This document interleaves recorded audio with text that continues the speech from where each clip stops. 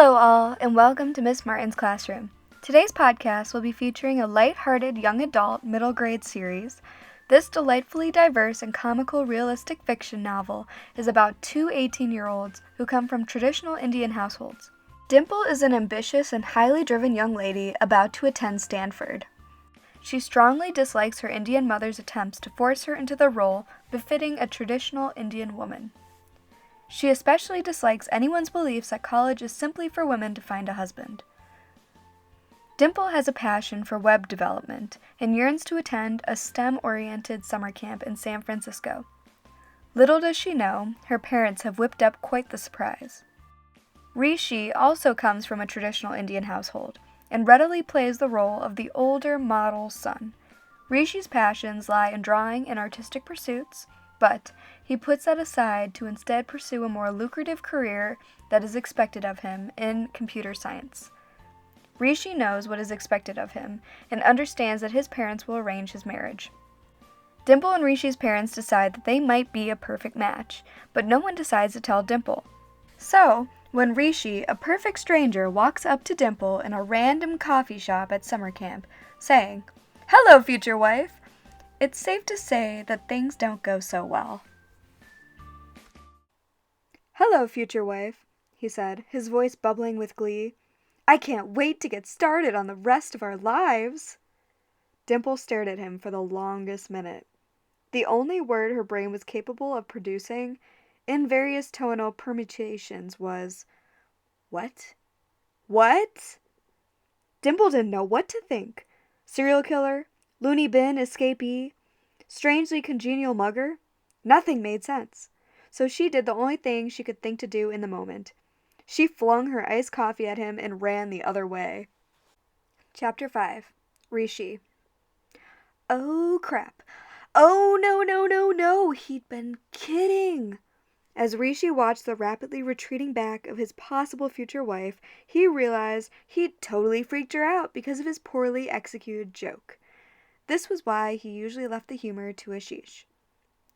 Wringing out the cold coffee from his shirt, he considered running after her, explaining himself. But he knew by the mileage she was clocking right then that she was probably not in the right headspace to really listen. Shoot. What if she called her parents to tell them what a psycho the Patel boy was? And then they called his parents. Rishi whipped out his cell phone and dialed home to warn Mom and Pop. "Hello?" his mom answered, breathless, anticipatory. "Ma?" Hearing her voice made him feel even guiltier, more ashamed at how he'd handled the first meeting. All that hard work they must have put into arranging this. "Huh, beta? Did you arrive safely?" "I did, but—" "Wonderful!" No, it's not." Rishi hung his head, inhaling the smell of coffee wafting off him.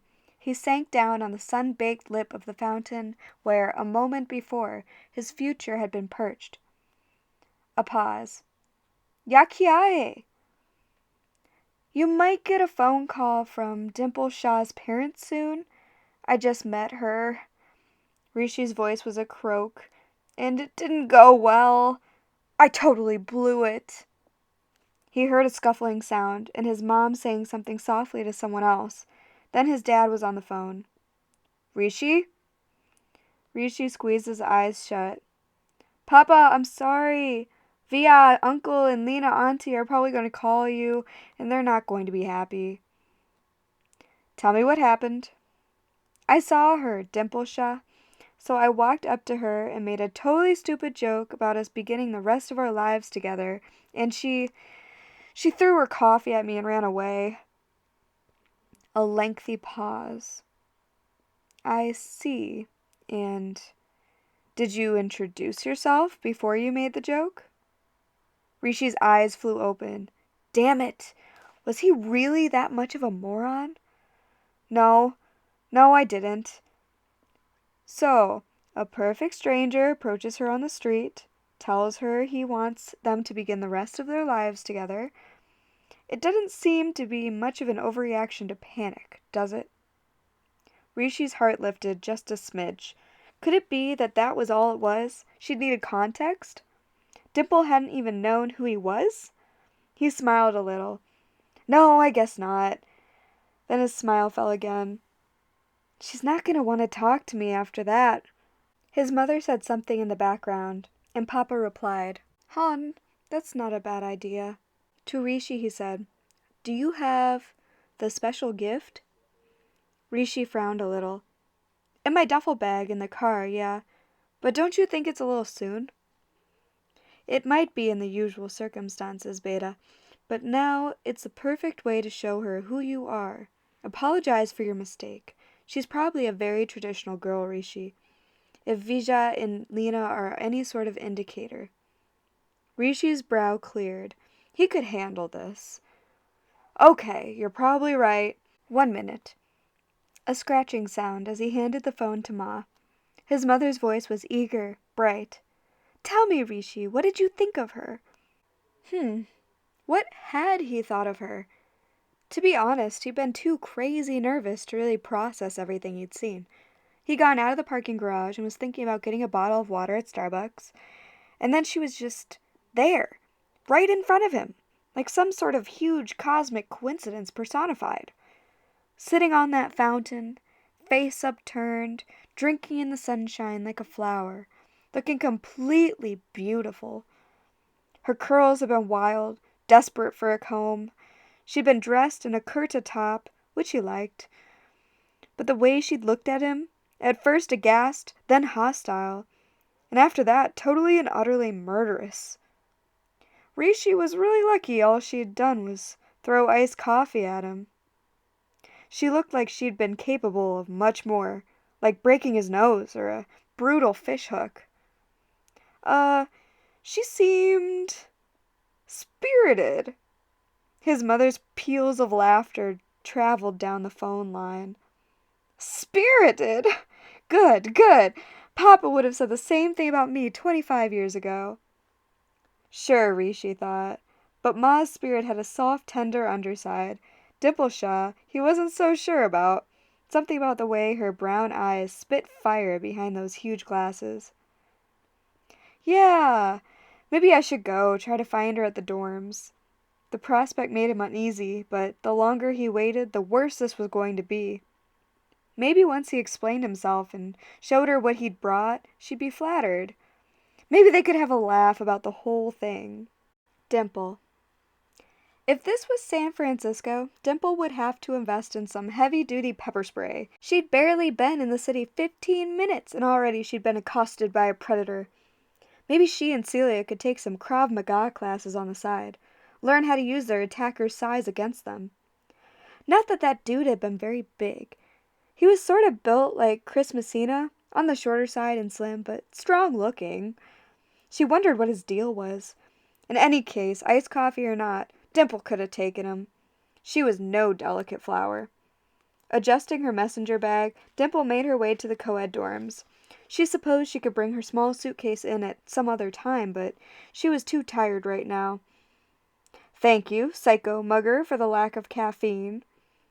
She could set her stuff down, look into getting a map of the campus, and then head over to that pizza place to wait for Celia. The dorm was a tiny rectangular room, just big enough for 2 twin beds and 2 desks.